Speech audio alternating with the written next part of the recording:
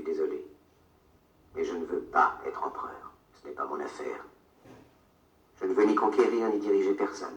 Je voudrais aider tout le monde dans la mesure du possible. Juifs, chrétiens, païens, blancs et noirs. Nous voudrions tous nous aider si nous le pouvions. Les êtres humains sont ainsi faits. Nous voulons donner le bonheur à notre prochain par lui donner le malheur. Nous ne voulons pas haïr ni humilier personne. Dans ce monde, chacun de nous a sa place et notre terre est bien assez riche. Elle peut nourrir tous les êtres humains. Nous pouvons tous avoir une vie belle et libre. Mais nous l'avons oublié. L'envie a empoisonné l'esprit des hommes, a barricadé le monde avec la haine, nous a fait sombrer dans la misère et les effusions de sang. Nous avons développé la vitesse pour nous enfermer en nous-mêmes. Les machines qui nous apportent l'abondance nous laissent dans l'insatisfaction. Notre savoir nous a fait devenir cyniques. Nous sommes inhumains à force d'intelligence. Nous ne ressentons pas assez et nous pensons beaucoup trop.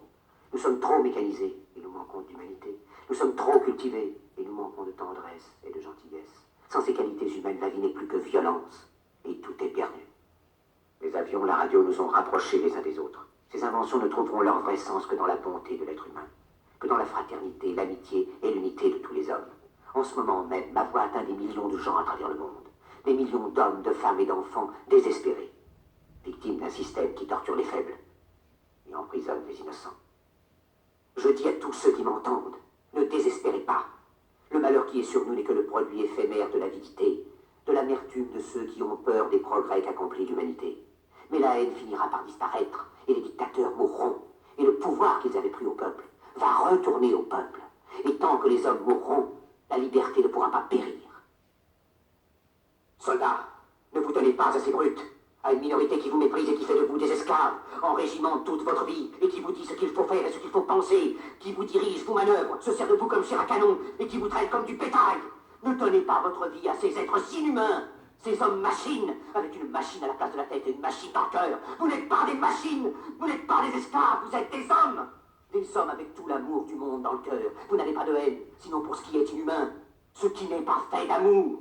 Soldats, ne vous battez pas pour l'esclavage, mais pour la liberté. Il est écrit dans l'Évangile, selon saint Luc, le royaume de Dieu est dans l'être humain, pas dans un seul humain, ni dans un groupe d'humains, mais dans tous les humains, en vous.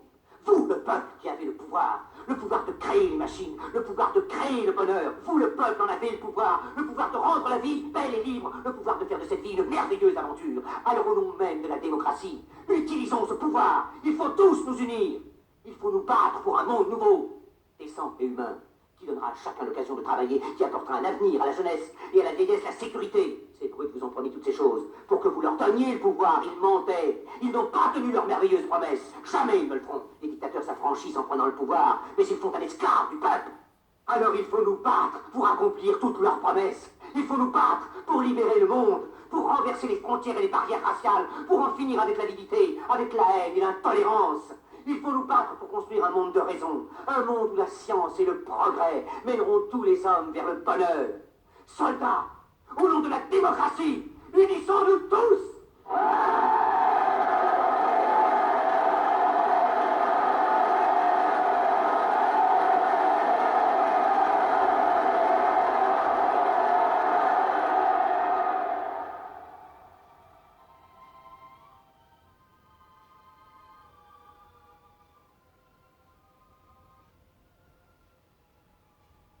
Anna, est-ce que tu m'entends? Où que tu sois, regarde le ciel, Anna.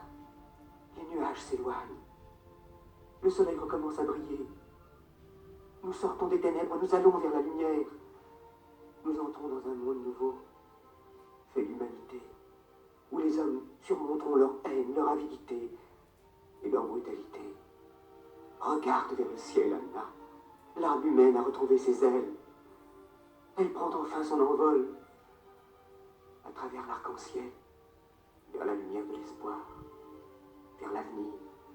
L'avenir glorieux qui nous appartient à toi, à moi, à nous tous. Regarde vers le ciel, Anna.